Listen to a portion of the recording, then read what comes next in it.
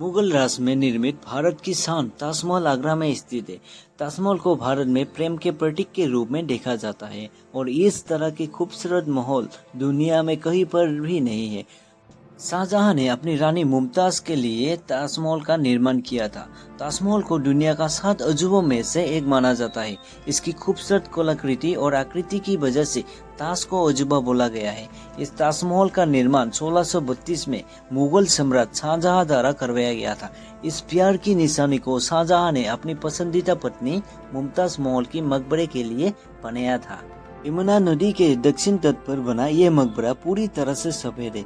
पर दोस्तों, ताजमहल की खास बात यह है कि ये एक दिन में 4 मरतबा अपने रंग बदलता है। सूरज निकलने से पहले ये बिल्कुल ब्लैक शेड में दिखता है।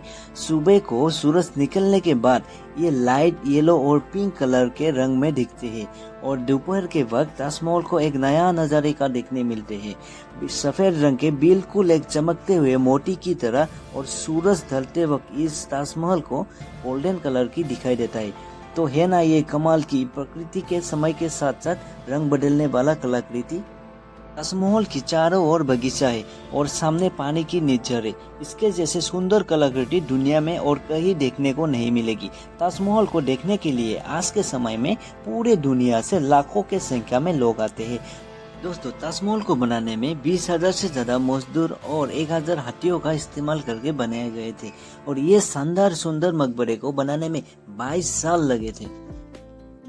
दुनिया में जितने ऐतिहासिक इमारतें मौजूद है उनमें से सबसे सुंदर कैलीग्राफी ताजमहल पर हुई है। जैसे ही आप ताजमहल के दरवाजे से अंदर जाते हो, दरवाजे पर लिखा ये सुलेखा आपको स्वागत करते हैं। इसमें लिखा है, हे आत्मा, तू ईश्वर के पास विश्राम, ईश्वर के पास शांति के साथ रहो तथा उसकी परम शांति तुझ पर बरसे।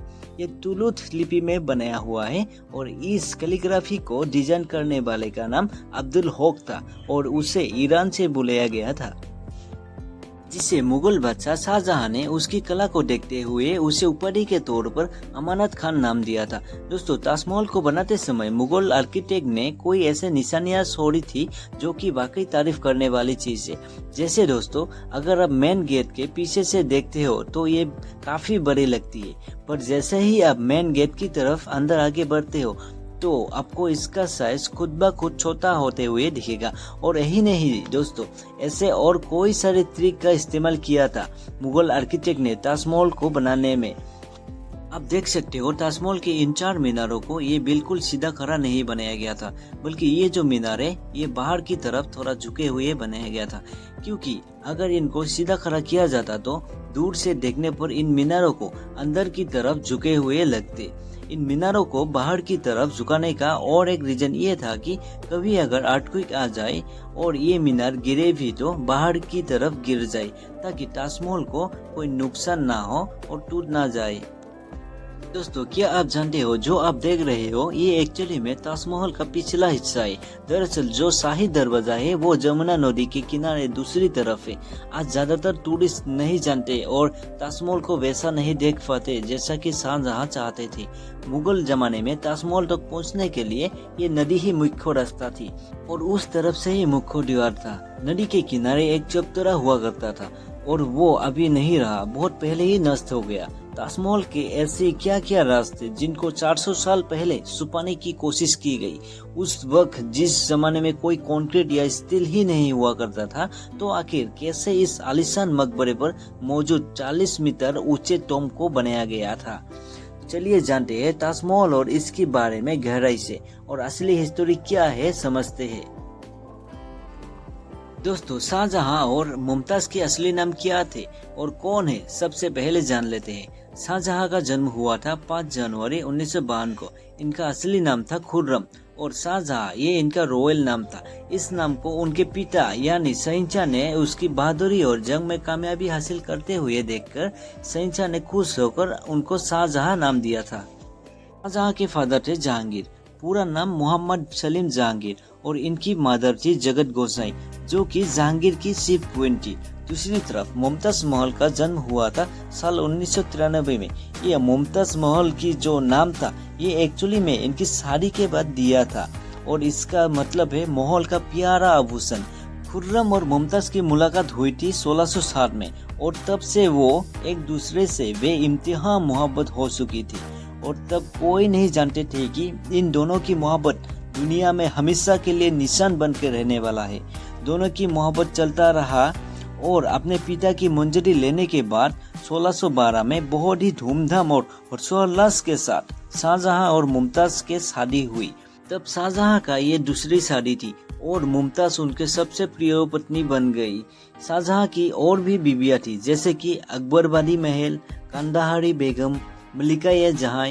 टोटल 6 बीवियां थी जो आगरा फोर्ट के हरम में ही रहती थी। फोर्ट हिस्टोरियंस के अकॉर्डिंग एक्चुअली में ये जो बाकी बीवियों के साथ मैरिज थी ये सिर्फ पॉलिटिकल गठबंधन के तौर पर हुई थी। बहुत से हिस्टोरिकल अकाउंट से हमें तथ्य मिलते हैं कि शाहजहां की जो रिलेशनशिप थी मुमताज के अलावा बाकी बीवियों के साथ ये सिर्फ कहने के लिए मैरिज थी, पॉलिटिकल अलायंस बनाए रखने के लिए शादी करी गई थी। लेकिन शाहजहां सबसे ज्यादा मोहब्बत मुमताज से करती थी और उनकी ज्यादातर वक्त मुमताज महल के साथ ही गुजरता था। हिस्टोरिकल रिकॉर्ड के अनुसार शाहजहां की जो प्रिय पत्नी थी मुमताज ये काफी दिलचस्प रहती थी एडमिनिस्ट्रेशन में। शाहजहां जहां भी जाते थे लड़ाई या फिर कूटनीतिक बातचीत के लिए मुमताज हमेशा उनके साथ जाती थी। ऐसे ही वक्त तेजी से गुजरता गया और 4 सालों के बाद 1621 में मुगल शहंशाह अचानक चल बसे। शाहजहां जो कि पहले से ही मुगल एम्पायर में काफी लोकप्रियता थी और वो अपने बाप यानी शहंशाह का सबसे पसंदीदा बेटा भी था। शहंशाह की मौत के बाद शाहजहां ने शहंशाह की गद्दी पर बैठे। पूरी मुगल एम्पायर अपने नए शहंशाह से बेहद खुश नजर आती थी और जितने भी फैसला लेता था शहंशाह खुद करता था, जहां मुमताज महल पीछे रहकर शहंशाह को मशवरे दिया करती थी। लेकिन किसी को भी अंदाजा नहीं था कि ये जो खुशियां है ये मातम में बदलने वाले हैं। एक तरफ जहां शाहजहां के सारे बीवियों के साथ एक बच्चा हुआ, मुमताज महल के साथ उनके 14 बच्चे हुए और उसमें आधे बच्चे तो चाइल्ड बर्थ के द्वारा ही मारे गए। उस जमाने में ये चीज आम बात होती थी क्योंकि ये हेल्थ की सिस्टम इतने अच्छा नहीं होता था। इसी वजह से 24 बच्चे को जन्म देते वक्त 17 जून 1631 को मुमताज की डेथ हो गई। उनकी मौत के बाद शाहजहां भारी गम में डूब गए। कोई दिनों तक हफ्तों तक रोते रहे जैसे इनकी दुनिया ही खत्म कर डाली। कहा जाता है कि इस गम के परछाई ने शाहजहां को अंधेरे में धकेल दिया। 1 साल तक वो आइसोलेशन में चले गए थे। दोस्तों, मुमताज महल ने मरने से पहले शाहजहां से एक आखिरी ख्वाहिश की थी। वो चाहती थी कि उनकी कब्र दुनिया के सबसे खूबसूरत मकबरे में बनाई जाए। उसके मृत्यु के 6 महीने बाद मुमताज महल की ये आखिरी ख्वाहिश को पूरा करने के लिए शाहजहां ने अपनी सारी खजाना यानी दौलत लगाकर मुमताज के लिए 1632 में ताजमहल को बनाने का काम शुरू किया। खूबसूरत मकबरे को बनाने में करीब 20,000 से भी ज्यादा मजदूर लगे थे। इन पत्थर तराश और कारीगरों को कई सारे मुल्कों से बुलवा लिए गए थे, जो कि पर्शिया, ईरान, अफगानिस्तान, उज्बेकिस्तान, बेलूचिस्तान से भी कारीगर और कलाकार आए थे। ये वो पीरियड की बात है जब मुगल एम्पायर भारत, पाकिस्तान, अफगानिस्तान तक अपने राज चलाते थे।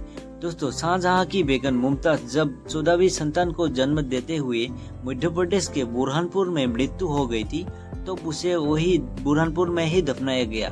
इसके बाद शाहजहां ने ताजमहल को बनवाना शुरू किया और तब 6 महीने बाद बुरहानपुर से मुमताज की शव को निकालकर जहां ताजमहल बन रहा था उसके पास एक बगीचे में दफनाया गया।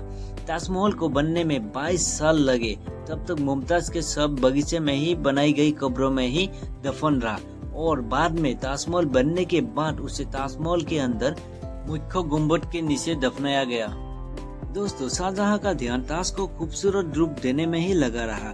इस खूबसूरत ताजमहल को यमुना नदी के किनारे बनने में काफी मुश्किल कार्य था। नदी के किनारे जमीन काफी नरम होती है और अगर वहां खुदाई का काम किया जाए तो पानी का बहाव ये ताजमहल के फाउंडेशन को नुकसान कर देते। इसी वजह से इस इश्यू से निपटने के लिए मुगल कारीगरों ने सबसे पहले जमीन के अंदर कुएं खोदे। इन कुओं में ईंट पत्थर के साथ साथ अबनुस और मोहगनी के लकड़ियों के लट्ठे डाले गए। ये कुएं ताज के नींव को मजबूत बनाते हैं। अबनुस और मोहगनी के लकड़ियों में ये खासियत होते हैं कि इन्हें जितनी नमी मिलती रहेगी ये उतने ही मजबूत और फौलादी बनते रहेंगे और इन लकड़ियों को नमी ताज के पास बहने वाली यमुना नदी के पानी से मिलती है। इसी वजह से दोस्तों ताज की नींव यानी फाउंडेशन बहुत ही मजबूत है और आज भी टिकी हुई है। इस सारे काम को करने के लिए मजदूरों के साथ साथ हाथियों के भी इस्तेमाल किया गया था और तभी जाकर एक मजबूत फाउंडेशन तैयार हुआ। अब बारी था डिजाइन की। शाहजहां ने ताजमहल का डिजाइन का आइडिया अपने बाप दादा के मकबरे से लिया था। बिल्डिंग कोड का आइडिया अपने दादा के मकबरे से लिया और अपने अंकल के मकबरे से डोम बनाने का आइडिया लिया और बाप के मकबरे से मीनार का आइडिया लिया था। इन सबको जोड़ा गया तो एक शानदार खूबसूरत आलीशान डिजाइन उभर कर सामने आया और ये सब उस वक्त इतना आसान नहीं थी बनाने में, बहुत सारा पैसा लगते थे और शाहजहां का कोषागार धीरे धीरे खाली होता जा रहा था। पर मुगल सम्राट शाहजहां को किसी चीज की परवाह नहीं थी, बस उनको ताजमहल बनाने का काम किसी भी कीमत पर पूरा करना था। कोई सालों के मेहनत के बाद ताजमहल का स्ट्रक्चर तैयार हो चुका था और अब बारी थी ताज को सफेद संगमरमर से सजाने की। राजस्थान के मकराना से लाया गया सफेद संगमरमर और जेड और क्रिस्टल चाइना से मंगवाया गया था। लापिस लाजुली अफगानिस्तान से लाया गया, तारकुएस तिब्बत से लाया, जैस्पर पंजाब से लाया, सफेद श्रीलंका से और कार्नेलियन अरब से लाया था। कुल मिलाकर ऐसे ही 28 किस्म के बेस कीमती रत्नों को सफेद संगमरमर के साथ जोड़ा गया था। इन सब चीजों को दूसरी मुल्कों से आगरा लाने के लिए 1000 से भी ज्यादा हाथियों का इस्तेमाल किए गए थे। दोस्तों ताजमहल के फिनिशिंग के लिए पित्रा डूरा यानी पारचिनकारी से डेकोरेट किया गया है, जिसमें कीमती पत्थर मार्बल के अंदर लगाया जाता है। बड़ी सावधानी से कीमती पत्थर की शेप के हिसाब से मार्बल को तराशा जाता है और फिर पत्थर को ग्लू के जरिए चिपकाया जाता है। ताजमहल पर इस्तेमाल होने वाले ग्लू कोई आम ग्लू नहीं थी। काफी तेज करके मालूम किया कि ये ग्लू लेमन जूस, सेरा और संगमरमर पाउडर को मिलाकर बनाई जाती थी और इस ग्लू को इस्तेमाल करके ही ताजमहल को बनाया गया था। आज भी इस ग्लू से ताजमहल की रिनोवेशन के लिए इस्तेमाल करते हैं। दुनिया में जितनी भी ऐतिहासिक इमारतें मौजूद है उनमें से सबसे खूबसूरत मकबरा बनाने में शाहजहां कामयाब हो चुका था और अपनी बीवी की याद में बनाई गई इस आलीशान खूबसूरत मकबरा को शाहजहां के सबसे पसंदीदा बीबी मुमताज महल के याद में तैयार किया, जो ताजमहल नाम से मशहूर है। ताजमहल बनकर संपूर्ण हो गया और शाहजहां यमुना नदी से मुमताज की फर्श पर जाया करती थी। यमुना नदी से एंट्रेंस ये शाही खानदान के लिए बनाया गया था और इस एंट्रेंस से ही शाहजहां आते जाते थे। पर मुगल शहंशाह शाहजहां ने मुगल साम्राज्य को विनाश के किनारे लाकर खड़ा किया। 4 सालों के बाद 1998 में शाहजहां और मुमताज के अपने ही बेटे औरंगजेब ने सामुगर में दारा को निर्णायक रूप से पराजित कर लिया और फिर मुगल एम्पायर का सिंहासन पलट दिया और खुद मुगल एम्पायर का शहंशाह बन गया।